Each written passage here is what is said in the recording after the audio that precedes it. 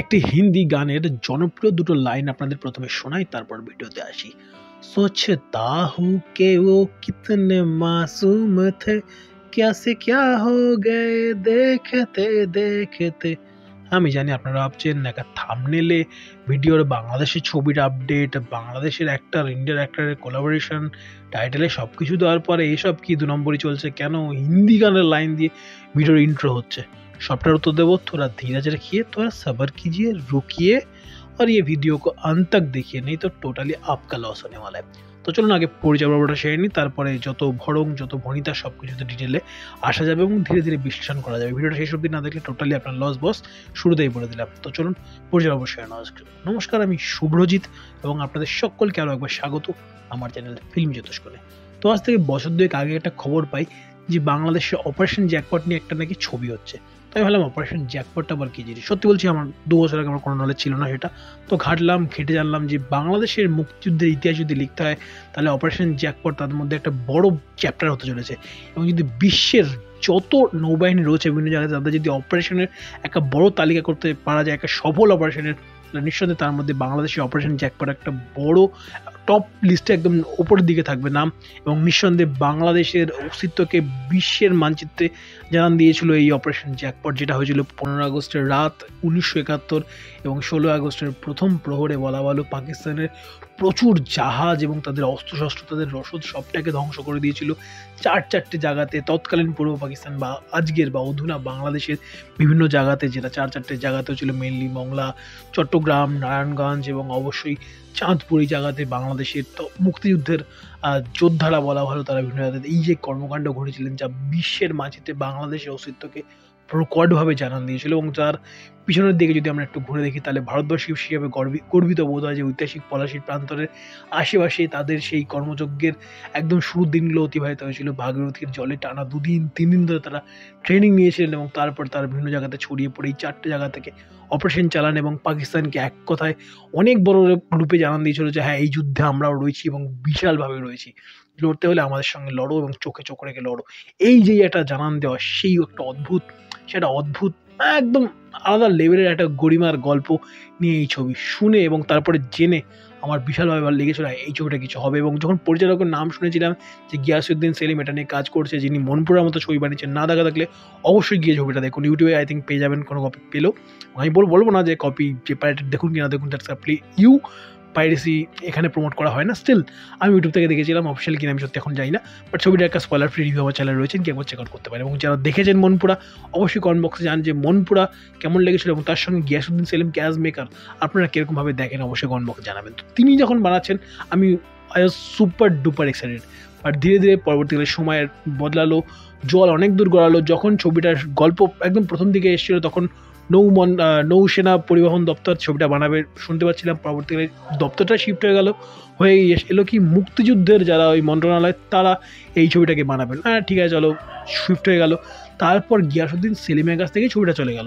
ছবিটা কানা বানাবেন ঝন্টু, যিনি কিছুদিন আগে, যাকে নিয়ে আমি একটা রিপ্লাই ভিডিও কাইন্ড অফ বানিয়েছিলাম জওয়ানের সময়, যিনি তার সেই সোকল্ড হিন্দি এবং উর্দুকে আলাদা করতে না পারা এবং বাংলাদেশের মানুষদের আবেগটাকে ব্যবহার করে সেটাকে হাতিয়ার করে বাংলাদেশের মানুষকে ওই নাগিন ছবির যে এরা, সেই এরাতে আটকে রাখার চেষ্টা, যেখানে বিশ্ব ছবির মার্কেটে বা বিশ্ব আর্টের দিক থেকে অনেকটা উপরে চলে গেছে, সেখানে তার সেই old age making, 80s making, 90s making দিয়ে তিনি তাকে সেখানে আটকে রাখবার চেষ্টা, জাস্ট একটা ক্লস্ট্রোফোবিক এক অ্যাটমসফিয়ারের মধ্যে বাংলাদেশের দর্শককে রাখতে চার চেষ্টা, সেটা নিয়ে আমি বিশাল ক্রিটিসাইজ করেছিলাম। এবং পরবর্তীকালে জানলাম যে শুধু তিনি নন, আমাদের কলকাতার বিখ্যাত মেকার রাজীব বিশ্বাসও তার সঙ্গে থাকছেন। রাজীব বিশ্বাসের এক দুটো ছবি ছাড়া খুব একটা যদি তার ফিল্মোগ্রাফির দিকে যেতে তাকাই পাতে দেওয়ার মতো ছবি নেই, তো তিনিও এখানে রয়েছেন। তো দুজন মেকার, একজন কলকাতা থেকে, একজন অবশ্যই ঢাকা থেকে বা বলা হলো ঢালিউড থেকে এর সঙ্গে যুক্ত। সেটা শুনে পেলাম আচ্ছা, একটা 23 কোটি ছবি। প্রথমে কিন্তু বাজেট হয়েছিল 23 কোটি সামথিং লক্ষ, 23.5 কোটি মোটামুটি ধরে নিন অন অ্যান অ্যাভারেজ। সেখান থেকে হয়ে গেল ছবিটা বাজেট 21 কোটি কুল। সেখান থেকে চলে এলো গিয়াসউদ্দিন সেলিমের কাছ থেকে এই দুজন মেকারের কাছে এবং দেখা যাক কেমন তারা বানান। এবং তারপরে আমি কাস্টিং একটু ঘাটাঘাটি করলাম। প্রথম দিকে কাস্টিংয়ে যে লিস্ট ছিল সেটুকু আমার কাছে ছিল, যেটা কিবরিয়া ফিল্মসের তরফ থেকে তারা জানিয়েছিলেন। কাস্টিংয়ের লিস্টটা একবার শুনুন, শুনে আমার মাথায় হাত। 23 কোটিতে এই কাস্টিং তারা পাচ্ছেন, কী করে পাচ্ছেন? তো শুনুন একবার নামগুলো একবার যদি আমরা তাকাই, তো নাম কি ছিল? শাকিব খান, কুল, বিশাল বড় তার ফ্যান বেস এবং একটা এরকম ধরনের ছবিতে তাকে দেখতে পাওয়া এবং গিয়াসউদ্দিন সেলিম যদি তাকে অ্যাড করতেন সেটা একটা বিশাল মাপের ছবি হতো। রিসেন্টলি তিনি রায়হান রাফির সঙ্গে কাজ করছেন শুনে সকলেই খুশ, শাকিব খানের ফ্যান বেসও খুশ, রায়হান রাফির ফ্যান বেসও খুশ যে আরও বিশাল পরিমাণে তাদের প্রিয় পরিচালকের ছবি রিচ করবে এবং তাদের প্রিয় অ্যাক্টরের ছবি আরও গুণমানের দিক থেকে বেটার হবে। তো সেখানে শাকিব খানের নাম প্রথমে এসেছিল, দেন এসেছিল মোশাররফ করিম।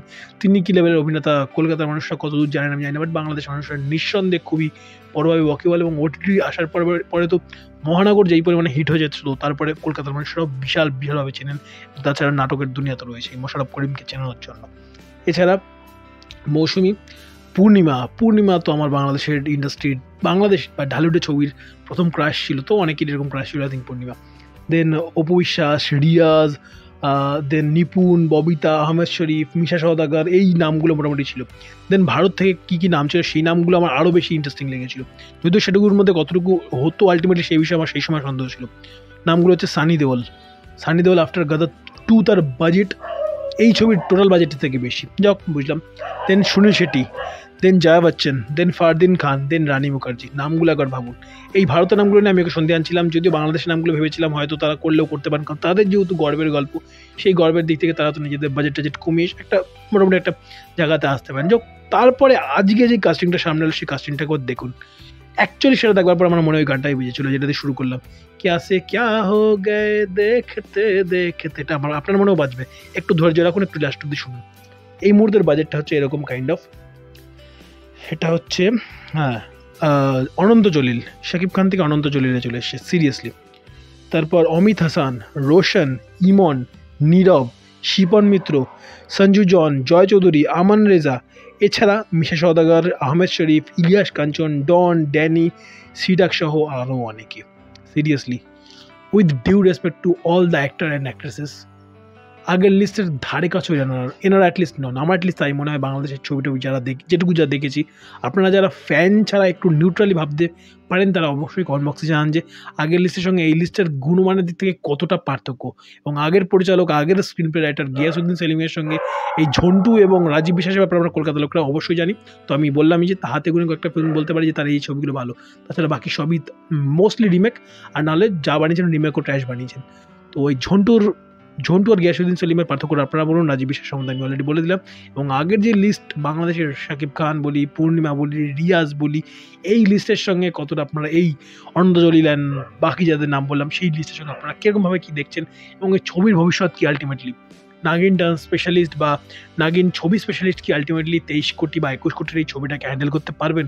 কী মনে হচ্ছে, কতদূর কী সম্ভাবনা রয়েছে, এবং এর কি সম্ভাবনার দিনকেই কি আর একদম অন্তর্জলি যাত্রা হয়ে গেল? আপনাদের কী মনে হচ্ছে অবশ্যই কমেন্ট বক্সে যান।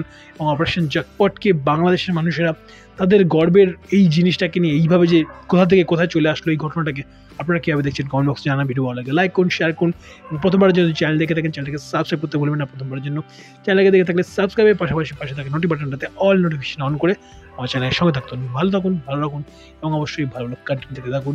নাগিন ডান্স থেকে দূরে থাকুন, বিরত থাকুন। Bye bye, good night.